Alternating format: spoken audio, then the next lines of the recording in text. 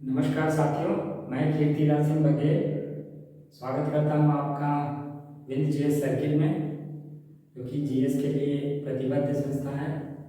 और आज हम एमपीपीसीएस स्पेशल में आज हम एमपी की मृदाओं को देखेंगे। जैसा कि हमारा कॉन्सेप्ट बताने का तरीका है कि पहले कोई टॉपिक लेते हैं तो उसका कॉन्सेप्ट जरूर बताएंगे, उसके बाद हम एमपी स्पेशल पर फोकस करेंगे। तो मृदाओं में हम सबसे पहले चर्चा करेंगे मृदा के बारे में। तो मृदा होती क्या है और इसका जन्म कैसे होता है, सवाल ये है। तो देखिए, सबसे पहले मृदा ये चट्टान है, रॉक है, ठीक है। ये रॉक है और संगठित है, मतलब ये चट्टान है और संगठित है, ठीक है। मतलब ये चट्टान है और संगठित है। जब इसका विघटन होता है, इसका विघटन हो गया, विघटन मतलब टूट फूट, इसमें टूट फूट हो गया या विघटन या खंडन हो गया इसका, ये तो ये असंगठित रूप में हो गई, असंगठित। तो ये जो है असंगठित होकर बिछ जाती है, उस क्षेत्र पर बिछ जाती है। तो यही जो असंगठित रूप है यह मृदा कहलाता है, ठीक है। मृदा का जन्म कैसे होता है? मृदा ये चट्टान है, रॉक, इस पर इसका जो विघटन हुआ, ये खंडन हुआ, तो यह जो है असंगठित होगी। पहले ये चट्टान संगठित था, कंबाइंड कंसोलिडेटेड फॉर्म में था। जब ये टूटा, इसमें टूट फूट हुआ, इसमें खंडन हुआ, विघटन हुआ। प्राकृतिक खंडन कैसे होगा? प्राकृतिक चीजों से होगा, जैसे वर्षा हुई और फिर तापमान से भी, आर्द्रता से, इन सब चीजों से, और से जो ऊर्जा मिलती है उससे उसका खंडन हुआ, तो यह असंगठित हो गया। चट्टान जो है टूट गया, असंगठित हो गया, और यही उस क्षेत्र के, मतलब उस टोपोग्राफी पे ये फैल गया, तो यह मृदा कहलाता है। तो अब आप समझ गए होंगे कि मृदा कैसे बनती है। हमने थोड़ा सा इसको बताया कि चट्टान के विघटन से, संगठित चट्टान है, उसका विघटन हुआ प्राकृतिक ऊर्जा से, जैसे वर्षा हो गया, सूर्य हो गया, आर्द्रता हो गया, तो फिर वो असंगठित फॉर्म में आ गई, टूट फूट गई और वह उस क्षेत्र पर बिछ गई, वह मृदा बन गई। ये एकदम लेमैन भाषा में हम आपको बता रहे हैं, किताबी भाषा का प्रयोग हमें उचित नहीं लगता है। तो रॉक है, चट्टान है, यह संगठित है। जब इसका विघटन हुआ तो यह असंगठित रूप में आ गई और यह उस क्षेत्र पर फैल गई, तो यह मृदा कहलाती है। अब हम देखेंगे कि ये जो मृदा है, इसका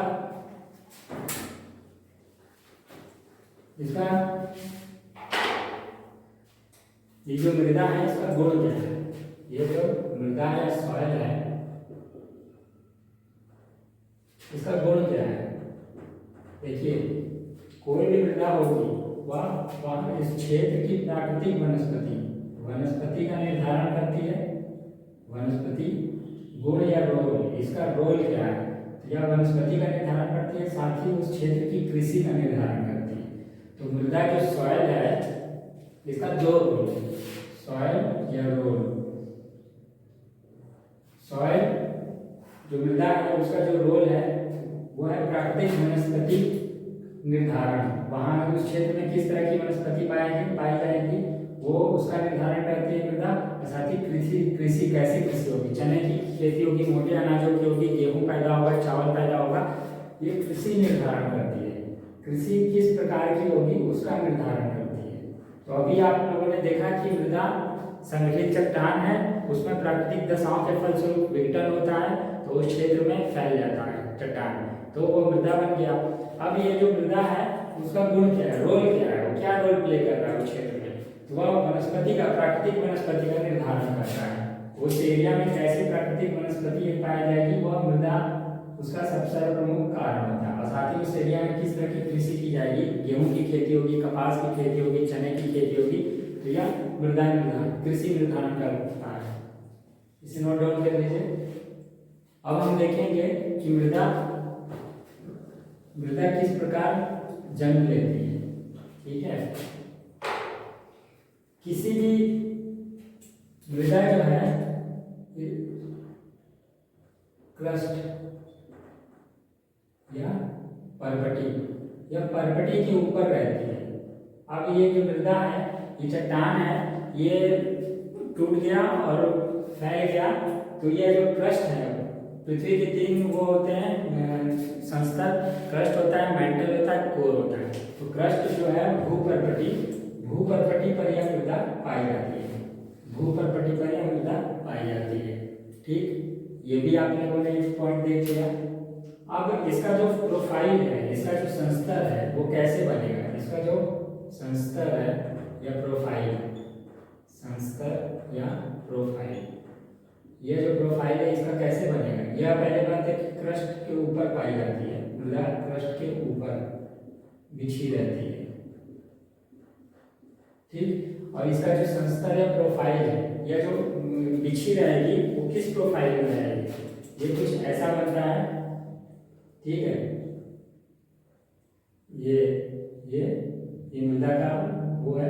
इसका जो 2 संस्तर होता है, एक ओ से डिफाइन करते हैं, दूसरे को ए बी ऐसे करके डिफाइन करते हैं, सी। तो जो ओ होता है वो जैव संस्तर कहलाता है, जैव परत, संस्तर या प्रोफाइल या परत भी इसको कह सकते हैं आप। ये जैव परत होता है। ठीक है, जैव संस्तर या परत होता है। जो ओ शब्द से डिनोट, कभी कभी 3 मार्कर में एमपीपीसीएस में ये पूछ सकता है या किसी भी एग्जाम में पूछ सकता है, जो मृदा का, जो मिट्टी का जो प्रोफाइल होता है, संस्तर होता है, परत होता है, वो कितना होता है? तो यह ओ से डिनोट किया जाएगा ऊपरी संस्तर और निचला संस्तर। तो जो ये ऊपरी संस्तर है यह जैव परत होती है, जैव संस्तर होती है, और जो ए बी सी होती है वो खनिज संस्तर होती है। मृदा का बेसिकली 2 परत होती है। ठीक है, ओ से डिफाइन किया जाता है इसके प्रोफाइल को, वो जैव परत होती है। जैव परत है ह्यूमस जो कार्बन होते हैं, जैसे सड़े गले पौधे हैं, सड़ गल गया, वो जीव जो है मर गया, जानवर वगैरह, वो जैव ह्यूमस परत कहलाती है। और ये एबीसी से जो डिफाइन होता है ये खनिज संस्तर कहलाती है, खनिज परत कहलाती है। तो अभी आपने देखा कि मृदा जो है वो चट्टान है, यह सबसे पहले क्रस्ट या भूपर्पटी पर पाई जाती है। कैसे? एक चट्टान होता है, वो संगठित फॉर्म में होता है, वो टूट जाता है प्राकृतिक ऊर्जा के फलस्वरूप, तो फिर वो विघटित हो जाता है और फिर वो उस एरिया में कवर हो जाता है, फैल जाता है, तो मृदा हो गया। इसका प्रोफाइल है, मृदा जो है नीचे से लेकर ऊपर तक जो भूपर्पटी पर किस रूप में रहती है, तो ये आप देख रहे हैं 2 संस्तर इसके मुख्य होते हैं, ऊपरी परत, निचली परत। ऊपरी परत जो होती है जैव परत या ह्यूमस परत संस्तर कहलाती है, इसे ओ से डिफाइन किया जाता है, और निचली परत जो है ए बी सी से डिफाइन किया जाता है या खनिज संस्तर होती है। ये बेसिकली मृदा के बारे में एक इम्पॉर्टेंट कॉन्सेप्ट है, ये आप जाने रहिए, हर परीक्षा के लिए दृष्टि से ये कामयाब सूत्र है। तो यह ऊपरी परत जैव परत या ह्यूमस परत, निचली परत खनिज परत। ये मृदा प्रोफाइल हो गया। मृदा की परिच्छेदिका, मृदा प्रोफाइल, परत या परिच्छेदिका, ये इसके कई नाम हैं। मृदा संस्तर को प्रोफाइल भी कहते हैं, परिच्छेदिका भी कहते हैं। ये किस रूप में नीचे से भूपर्पटी पर किस रूप में विद्यमान है, ये मृदा जो है यह किस रूप में विद्यमान है? तो इसके 2 परत है, ऊपरी परत, निचली परत, जैव परत और खनिज परत।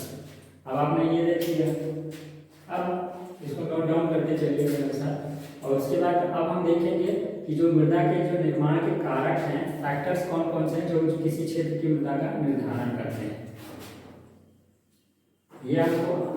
ये कॉन्सेप्ट आपको एकदम यूनिक ढंग से हम बता रहे हैं। और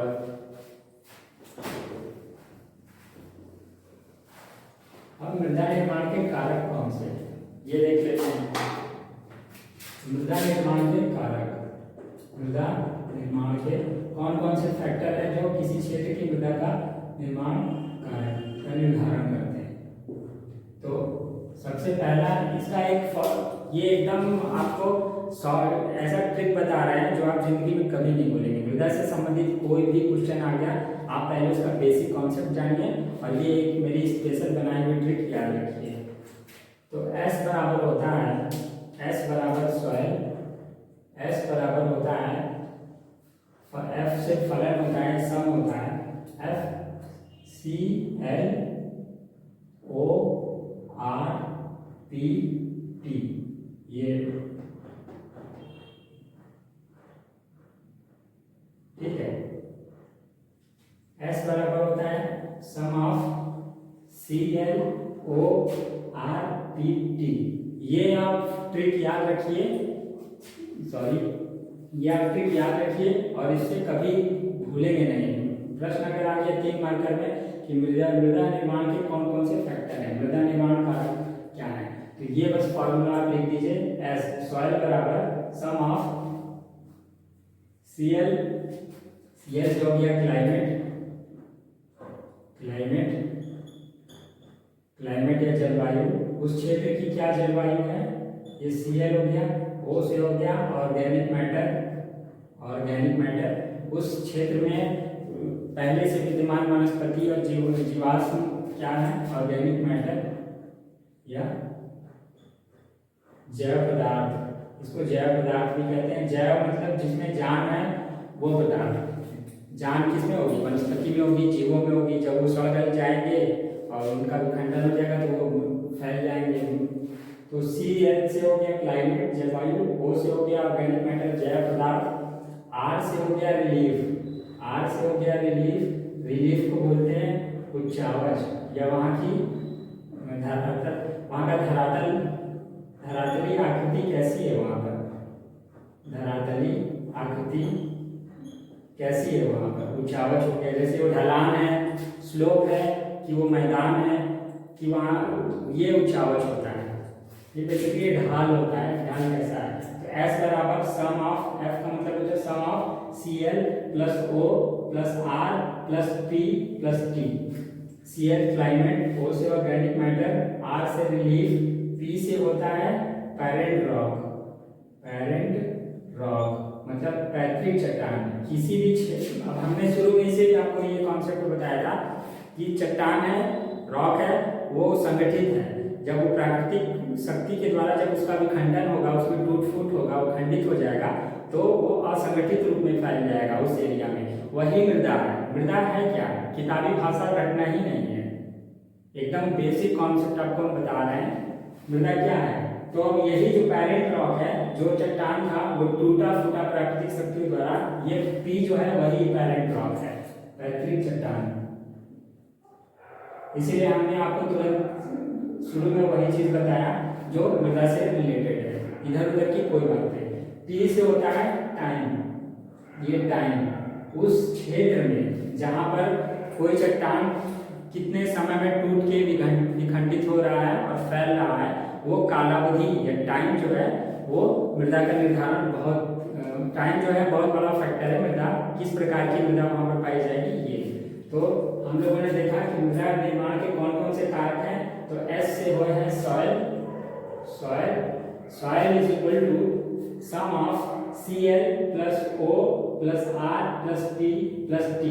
Cl से हो गया क्लाइमेट, O जलवायु, O से हो गया ऑर्गेनिक मैटर जैव पदार्थ या ह्यूमस, R से हो गया रिलीफ या उच्चावच, P से हो गया पैरेंट रॉक पैतृक चट्टान, T से हो गया टाइम, उस एरिया में उस चट्टान का विखंडन कितने समय में हुआ, और मृदा का परत जो है O परत और ABC परत मतलब जैव परत संस्तर और खनिज संस्तर कितने समय में उनका निर्माण हुआ परिच्छेदिका का, तो उसको उस कालावधि या टाइम कहते हैं। तो ये याद रखिएगा ये ट्रिक, एस बराबर F C L plus O plus R plus P plus T.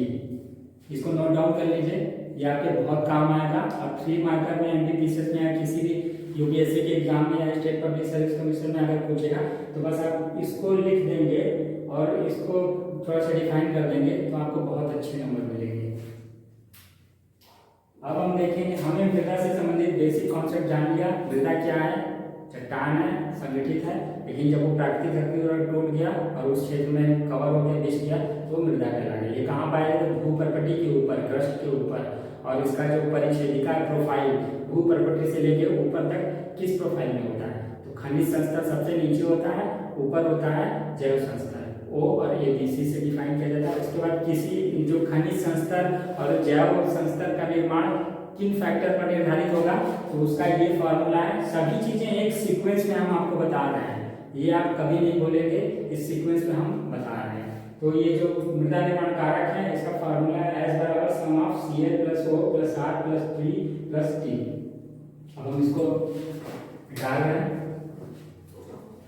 अब हम आते हैं अपने एमपीपीसीएस स्पेशल पे कि मृदा एमपीपीसीएस की मतलब मध्य प्रदेश में कितने तरह की उद्यान पाई जाती है। तो मध्य प्रदेश में काली मृदा पाई जाती है, लाल पीली मृदा पाई जाती है, जलोढ़ मृदा पाई जाती है, कछारी मृदा पाई जाती है और मिश्रित मृदा पाई जाती है।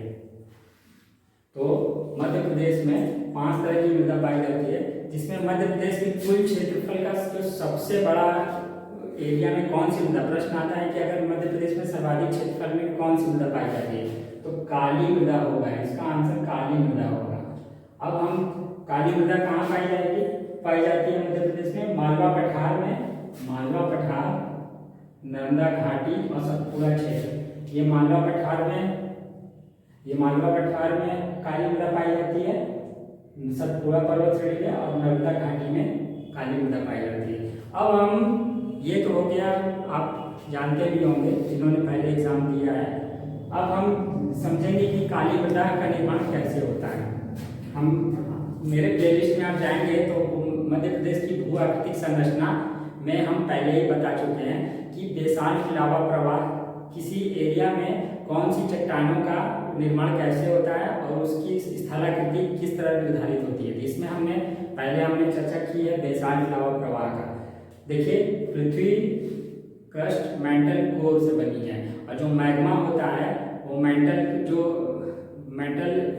जो द्रवित पार्ट होता है, जो लावा होता है, पृथ्वी के जब ऊपर आता है तो लावा कहला जाता है। देखिए, ये पृथ्वी है, ये मेंटल है, मेंटल जो है लिक्विड फॉर्म में, ये यहाँ पर मैग्मा कहा जाता है, मैग्मा ये जो, और जैसे ही पृथ्वी के धरातल पर आता है, पृथ्वी के धरातल पर जैसे ही ये मैग्मा फूटता है, ज्वालामुखी फूटता है, कैसे ज्वालामुखी फूट रहा है तो लावा निकलता है ना, तो वो मैग्मा ही है। जब वो पृथ्वी के अंदर है तो ये पृथ्वी के अंदर होने पर ये जो लावा भी है ये मैग्मा कहा जाएगा, ठीक है, मैग्मा। और जैसे ही पृथ्वी के धरातल पर ये ज्वालामुखी के रूप में ये फूटा तो ये धरातल पर यह लावा कहा जाता है, लावा, ठीक। तो ये मेंटल से जो मैग्मा निकला वो लावा के रूप में निकला, ज्वालामुखी उद्गार के रूप में, ये लावा का प्रवाह हो गया किसी एरिया में, बेसिकली या सौराष्ट्र में, महाराष्ट्र में, उत्तरी कर्नाटक में और मालवा क्षेत्र में, मालवा पठार में, वो एमपी का ही आता है, वो बेसाल्ट लावा प्रवाह हुआ, उस लावा का बेसाल्ट लावा प्रवाह हुआ। बेसाल्ट कैसी चट्टान है, बेसाल्ट आग्नेय चट्टान है, आग्नेय शैल है, आग्नेय शैल बेसाल्ट है, ग्रेनाइट है। तो जो बेसाल्ट लावा प्रवाह हुआ, इस बेसाल्ट लावा प्रवाह से काली मृदा का निर्माण हुआ। अब आप समझ गए कि मृदा का निर्माण कैसे, काली मृदा का निर्माण कैसे हुआ। पृथ्वी के मेंटल जो 3 परत है, क्रस्ट, मेंटल, कोर, तो जो मेंटल परत है वो आधी लिक्विड फॉर्म में है और जब इससे जो संवहनी तरंगें होती हैं और प्लेट टेक्टोनिक्स, प्लेट विवर्तन की क्रिया जब होती है तो ये जो प्लेट खिसकती हैं तो उसके फलस्वरूप ज्वालामुखी और भूकंप आता है। तो ये जो पृथ्वी के जब अंदर है तो ये जो लिक्विड है ये मैग्मा कहा जाएगा और जैसे ही पृथ्वी के धरातल पर आएगा तो ये लावा बन जाएगा, लावा, और यही लावा का उस एरिया पर प्रवाह होगा, ये बिछ जाएगा। ज्वालामुखी से जब लावा निकलता है तो किसी क्षेत्र में तो ज्वालामुखी होगा तो वो फैलेगा ही, तो वही लावा प्रवाह, बेसाल्ट लावा प्रवाह, उससे काली मृदा का निर्माण होता है। अब एक चीज समझने की बात है, ये जो लावा है इसमें लोहे की प्रधानता होती है, इसमें लोहांश बहुत पाया जाता है, लौह धातुएं बहुत पाई जाती है, जैसे लोहा हो गया, मैंगनीज हो गया, ये कोबाल्ट हो गया, ये निकिल हो गया, ये लौह धातुएं बहुत पाई जाती हैं, लोहांश बहुत होता है, ठीक है, लौह धातुएं। तो काली मिट्टी क्यों है, क्योंकि लोहे की अधिकता है। अब आप समझ गए होंगे, हम इसको मिटा रहे हैं। अब एकदम बेसिक आपका कॉन्सेप्ट क्लियर कर दे रहे हैं, इसके बाद आप जीवन में कभी भूलेंगे नहीं। काली मिट्टी काली क्यों है? मैग्मा पृथ्वी के अंदर जब ये ज्वालामुखी प्रवाह हुआ तो यह पृथ्वी के धरातल पर आने पर, प्रकट होने पर, यह लावा कहा गया। जो मेंटल है इसमें लोहा बहुत ज्यादा पाया जाता है, ये मैग्मा और लोहा की मात्रा अधिक है, और ये लावा भी लोहा है। धरातल पर आने पर मैग्मा को लावा कहते हैं, इसमें भी लोहा है। तो ये जब लोहा है इसी वजह से उस मिट्टी का बेसाल्ट लावा प्रवाह हुआ और उस मिट्टी का रंग काला हो गया। तो काली मिट्टी का दो गुण है। काली मिट्टी जो है, काली मिट्टी लोहे के कारण काली है, लोहे के कारण, लोहे की अधिकता के कारण काली, लोहे के कारण काली है, काली है। और चूने के कारण इसमें आर्द्रता ग्रहण करने की क्षमता बहुत है। चूना भी इसमें बहुत होता है, पोटास कैल्शियम इसमें बहुत ज्यादा होता है, तो आर्द्रता अधिक, आर्द्रता ग्रहण करने की क्षमता अधिक है, आर्द्रता ग्रहण करने की क्षमता अधिक है। ठीक है, जब आर्द्रता ग्रहण करती है मिट्टी तो उसमें जो एटमॉस्फेयर का जो मॉइस्चर है वो ग्रहण कर लेती है, उसमें दरारें भी पड़ती हैं। तो काली मिट्टी जो है इसमें दरार पड़ने लगती है, सूखने पर इसमें दरार पड़ने लगती है। तो इसका 3 गुण है। और एक चौथा गुण है, ये कपास की खेती के लिए सर्वोत्तम मानी जाती है, ये कपास की खेती के लिए सर्वोत्तम मानी जाती है। तो एमपी की मृदा में सबसे ज्यादा क्षेत्रफल में काली मृदा है। काली मृदा का निर्माण कैसे होता है? बेसाल्ट लावा प्रवाह से, बेसाल्ट लावा प्रवाह, बेसाल्ट लावा प्रवाह। अब बेसाल्ट लावा चूंकि आग्नेय चट्टान है और उसमें लोहे का अंश अधिक है, तो लोहे के कारण ये काली हुई, लोहे के कारण ये काली हुई। और उसके बाद इसमें चूने की अधिकता है, तो इसमें आर्द्रता ग्रहण, प्रश्न बन जाएगा कि क्या काली मृदा में आर्द्रता ग्रहण करने की क्षमता अधिक है? तो यह हाँ है, चूने के कारण इसमें आर्द्रता ग्रहण करने की क्षमता अधिक है, आर्द्रता अधिक है, तो ये सूखने पर इसमें दरारें पैदा हो जाती हैं। और यह कपास की खेती के लिए सर्वोत्तम मृदा मानी जाती है, इसीलिए काली मृदा का एक नाम कपासी मृदा भी है। कपासी मृदा इसको कहते हैं या रेगुर, इसको रेगुर भी बोलते हैं, रेगुर मिट्टी भी बोलते हैं, रेगुर मृदा भी बोलते हैं। चाहे काली मिट्टी कहिए, चाहे कपासी मृदा कहिए, चाहे रेगुर मिट्टी कहिए। और इसमें इसकी एक और विशेषता देख लीजिए, कपासी मृदा में N, P और ह्यूमस इसकी कमी होती है, इस वजह से ये कम उर्वर है। N से हो गया नाइट्रोजन, नाइट्रोजन की कमी होती है इसमें। P से हो गया फास्फोरस, फास्फोरस की भी कमी होती है, और ह्यूमस की भी कमी होती है। ये इनकी कमी होती है, कमी, इस वजह से जब कमी होती है तो इस वजह से यह कम उर्वर है, कम उर्वर। इसमें इसकी जो उर्वरता है इसकी कम उर्वरता है। क्यों? क्योंकि इसमें नाइट्रोजन, फास्फोरस और ह्यूमस की कमी है, तो ये कम उर्वर है। और यह काली मृदा कहाँ पाई जाती है? मालवा पठार, नंदा घाटी और सतपुड़ा पर्वत क्षेत्र पर काली मृदा पाई जाती है। और इस तीनों एरिया में किस तरह की खेती होती है? कपास पाया जाता है। तो आप लोगों ने देखा कि काली मृदा से संबंधित कोई भी फैक्ट अब प्रीलिम्स में आएगा। 2020 का रिजल्ट आ गया है और 2020 के रिजल्ट पेपर को देने वाले चकित रह गए कि किस तरह का पेपर बना। तो अब किसी की गारंटी नहीं है कि किस किताब से आएगा, तो आपको कॉन्सेप्ट प्री मेंस दोनों लेकर चलना है। तो ये कॉन्सेप्ट है काली मृदा का। बेसाल्ट लावा प्रवाह से इसका जन्म होता है, लोहे के कारण काली, चूने के कारण आर्द्रता ग्रहण अधिक, इसमें दरारें हो जाती हैं सूखने पर। ये कपास के लिए अधिक है, कपास के लिए उपयुक्त है, और साथ ही नाइट्रोजन और फास्फोरस की कमी है, ह्यूमस की कमी है, इसलिए इसकी उर्वरता कम है। और कहाँ पाई जाती है ये आप लोगों ने देखा है। अब हम आते हैं मध्य प्रदेश में दूसरे नंबर की मृदा है जो सबसे ज्यादा क्षेत्र में पाई जाती है, वो कौन सी मृदा? वो है लाल पीली मृदा। लाल पीली मृदा दूसरे नंबर की मृदा है जो मध्य प्रदेश में सर्वाधिक क्षेत्रफल पर पाई जाती है, लाल पीली मृदा। तो प्रश्न हमेशा काली मृदा या लाल पीली मृदा से ही आएगा। ये दूसरे नंबर की क्षेत्रफल की मृदा है, मतलब सर्वाधिक क्षेत्रफल के पहले काली कपासी मृदा है, काली मृदा है, उसके बाद लाल पीली मृदा है। ये लाल क्यों कही जाती है? जब ये लाल क्यों कही जाती है, ये विसरण, विसरण एक क्रिया होती है केमिस्ट्री में, ये लाल क्यों है, लोहे के विसरण से रूपांतरित चट्टान है, रूपांतरित चट्टान है, रूपांतरित चट्टान का जन्म कैसे हुआ, इसीलिए हमने आपको पहले ही बता दिया, चट्टान का उल्लेख किया था। किसी भी मृदा का निर्माण क्लोरपैट, CLORPT, पी से हो गया पैरेंट रॉक, पैरेंट रॉक मृदा के निर्माण में बहुत वो, इसीलिए हमने आपको फार्मूला भी बताया कि मृदा का अगर हम नाम ले रहे हैं तो रॉक का नाम ऑटोमेटिकली आएगा, क्योंकि खनिज से ही मृदा का निर्माण होता है। तो रूपांतरित चट्टान है, रूपांतरित चट्टान आग्नेय और अवसादी चट्टानों के विघटन के फलस्वरूप दबाव, ताप और दाब के फलस्वरूप रूपांतरित चट्टान का जन्म होता है। तो रूपांतरित चट्टान में लोहे का विसरण होता है, ठीक है, लोहे के विसरण, विसरण मतलब वो डिफ्यूजन होता है उसका, और उस वजह से वो काली होती है। अब पीली जल के वियोजन की वजह से, जल वियोजन की वजह से यह पीली होती है, ठीक है। ये थोड़ा सा केमिस्ट्री का टर्म हो गया। तो लाल जो है रूपांतरित चट्टान में लोहे के विसरण के फलस्वरूप यह लाल होती है, और जल वियोजन, जल में वियोजित होने के कारण यह पीली हो जाती है, इसीलिए इसका नाम लाल पीली मृदा है। तो थोड़ा सा इसको भी आप जाने रहिए, क्या पता प्रश्न आ ही जाए। लाल पीली मृदा लोहे के विसरण के फलस्वरूप रूपांतरित चट्टान जब टूटी, उसका खंडन हुआ, क्योंकि मृदा का जन्म चट्टानों के खंडन से ही होता है। तो चट्टान संगठित कंसोलिडेटेड फॉर्म में है, जब उसका खंडन हुआ, विकसित हुआ, तो वो टूट के बिखर गया, संगठित हो गए, तो वही मृदा हो गई।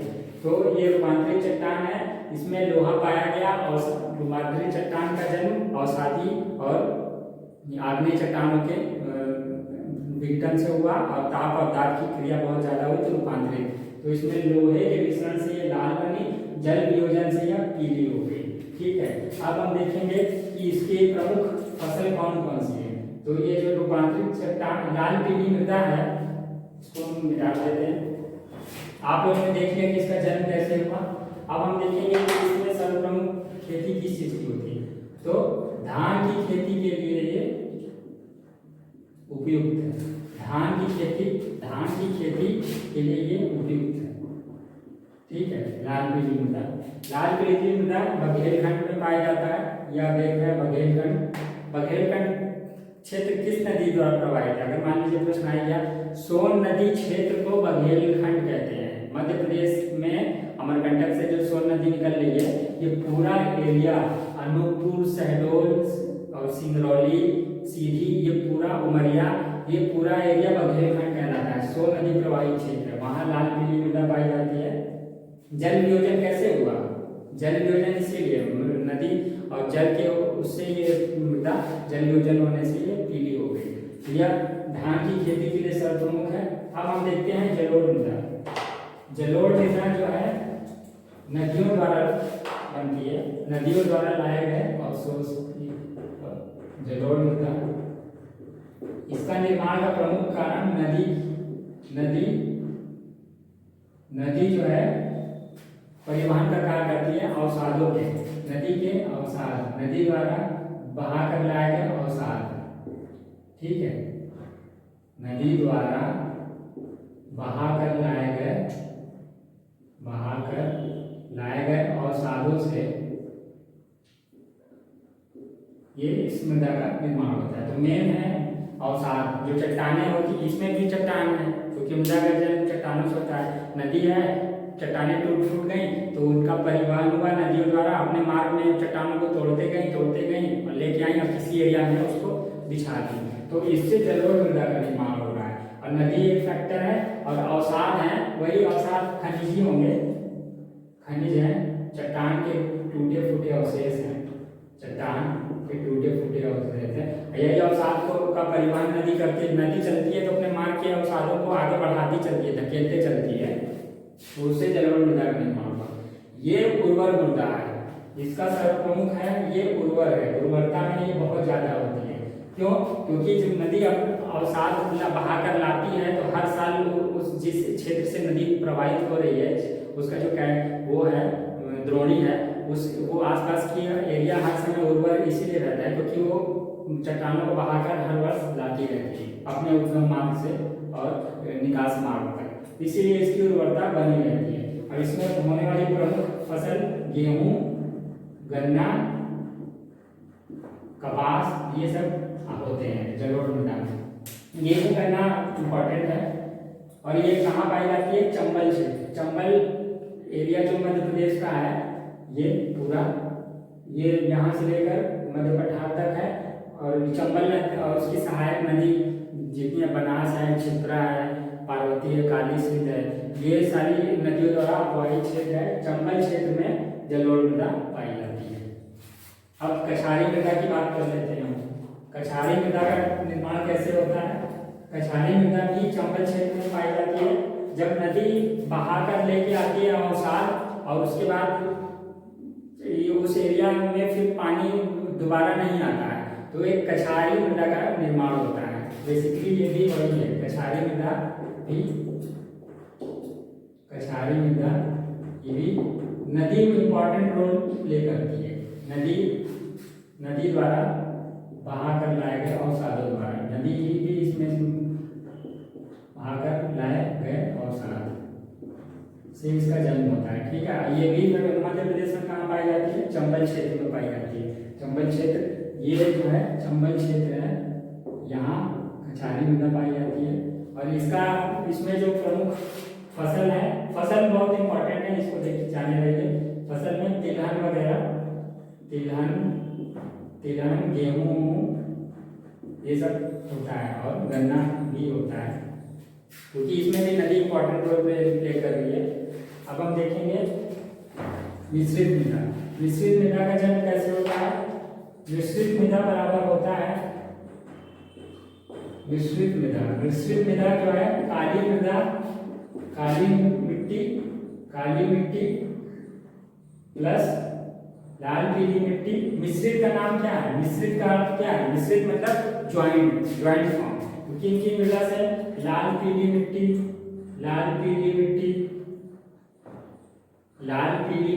काली मिट्टी और इन सब के निर्माण मिलने से मिश्रित मृदा का जन्म होता है। ठीक है, और मिश्रित मृदा किस खेती के लिए उपयुक्त है? मोटे अनाज, जितने भी प्रकार के मोटे अनाज हैं, ज्वार हो गया, बाजरा हो गया, ये सब के लिए मिश्रित मृदा। मिश्रित मृदा कहाँ पाई जाती है? ये बुंदेलखंड क्षेत्र में पाई जाती है। ये है मध्य भारत पठार के नीचे, ये उत्तरी बुंदेलखंड और ये दक्षिणी बुंदेलखंड, ये आपके बुंदेलखंड पठार में पाई जाती है मिश्रित मृदा। प्रश्न आ गया कि मिश्रित मृदा मध्य प्रदेश के किस क्षेत्र में पाई जाती है? तो बुंदेलखंड में पाई जाती है। अब एक इंपॉर्टेंट टर्म जान लीजिए, इसी के साथ हम अपने क्लास को कंक्लूड करेंगे, खत्म करेंगे। दो इंपॉर्टेंट फैक्ट हैं, एक है बैड लैंड। बैड लैंड मृदा से संबंधित इंपॉर्टेंट फैक्ट है जो कि एमपीपीसीएस में आ सकता है। बैड लैंड क्या होता है? बैड लैंड या उत्खात भूमि, इसका निर्माण किस नदी के द्वारा होता है और ये कहाँ होता है? उत्खात भूमि, प्रश्न ये है। और दूसरा प्रश्न है मृदा अपरदन।